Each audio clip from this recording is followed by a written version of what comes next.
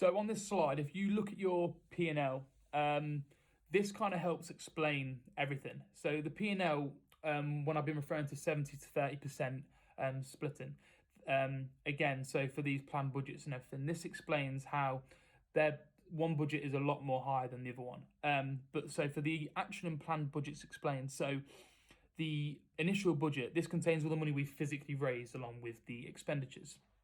Obviously, the planned budget is the budget that contains the actual budget along with extras which we had planned to do as a company. So why do we do this? To separate our predicted and actual budget. The reason we did it was to, like I said, have the actual budget of what we'd actually done through the expenditures and the funding. So we knew what we had actually raised, but then also having a proposed one in case the pandemic didn't happen. We then knew what we could fall back on and what we were going to have to buy, meaning it was kind of feasible, especially with the money, if as we had estimated would have came through. And then if any problems, we could have edited or made sacrifices accordingly. So the predicted budget equals a total funding of £674.75, take away the total cost, which was £288.49, which made the total predicted budget as £386.26. The actual budget, as you can see, was the total funding of £399.75, take away the total cost of £114.43, which made £285.32. So looking at that, that is two substantial amounts of profit throughout the process. £285, £386. In hindsight, though, if we took away the £200 which we were given by the college, then technically we would have made £85 on the overall profit made via the actual budget, and we'd have made £186.26 on the predicted budget. So again, the £200 which we were given by the college we never needed. However, it was a backup kind of safety fund net that we did take on, but meaning that from this we had a substantial amount of profit which we could then give back to another show during the degree, which again is a really great amount of budget, a great budget to be working with, especially on a final year piece. Strengths and weaknesses throughout this process. So maintaining the budget, this was easy to edit and follow. So myself and Emma, maintaining the budget for ourselves, I felt was a really good strength of ours, especially because we had made so many fundraising ideas and money that was coming in. Keeping this easily adaptable and editable through Excel was the best way, which is shown through them diagrams, which are in front of you. But yeah, we maintained the budget really well, and for us to then follow it throughout the whole process, keeping in time with each other, that was our main strength, I would say. Working well as a team to keep up to date information, so not just myself and Emma, but the whole team as a whole. But obviously me and Emma, having a good relationship with Emma, it meant that we could crack on with stuff, knowing we could leave each other to certain, say, bits and bobs, but then bring it together and combine and work as it on a whole was our key strength, especially when getting in touch with the other teams. We would give them, say, deadlines and jobs for them to do for us, so we could crack on with what we needed to do.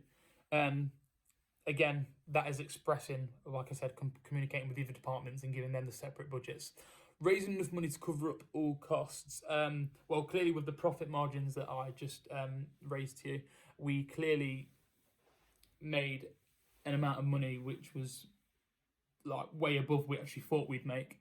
But I think that came from, like you say, the insight from myself being in it previously, and just the kind of urge we had to try and make this show as good as possible, because it was our final show. Everyone wanted to get involved, so everyone being involved in trying to push to raise money, it really kicked off the ground. And of course, making a substantial profit where the money can go back to the future shows is the main thing, really. Especially if we had another show, having that money for a future show would have been brilliant for us, because the things you can do with an extended budget is just amazing.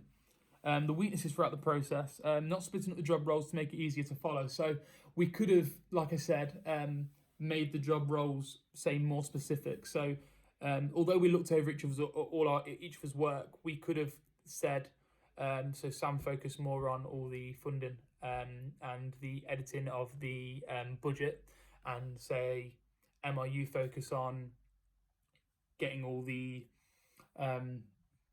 like all the different fundraising ideas and all the communication with all the different teams kind of idea. We did also struggle getting information from other teams. So although I expressed that we were good at communicating with teams, teams weren't specifically great at communicating back with us, which is, I mean, I feel that us two dealt with us really well. Like I said, we focused on getting the money in. So when they did finally come to us, we could work with what they had, instead of giving them that disappointment talk of saying, look, we haven't got the funds for this. But in the end, we did get the funds, and luckily it all worked out nicely for us. So to conclude everything on this project, being involved with this kind of job role for the previous years, it really helped strive and show the potential of what could be produced. I know throughout previous years, when I've done this, we've made money, but only for the X amount, let's say of like £50, £60. But I believe, especially doing the idea of doing extra like fundraising ideas was a massive, really good idea. But it just pushed us to realise what was capable in the end, especially going back and looking at all this now. Hitting substantial profit margin was good. However, we don't get anything to show for this. So, yeah, I mean, we hit an amazing profit, especially being able to get the £200 back and still have, say, a great amount of profit. However, for us, we don't get anything to show for this. So, I mean, we hope it does stay in with the BAs, and we can hopefully then know that we helped push a show more visually, or like through set, like much more, knowing that they would have got the money we raised. However, because we gave the £200 back, we did talk about wanting to be able to give the extra profit money, say to a charity or something, to know that we've got something out of everything we did. But after speaking to the college, we're pretty sure that the money is technically Brooksby Melton College's money. So the idea is hopefully it stays with the BAs, and it can give future years more money to work with, and so they have to do less funding. However, but when they do their funding, they can go above and beyond like we would have done. And as I said, pushing forward more fundraising ideas, that was really through the present and for future projects. Just every time when you're looking at fundraising, just don't leave it, just do it, and you will seek the benefits and the rewards from everything.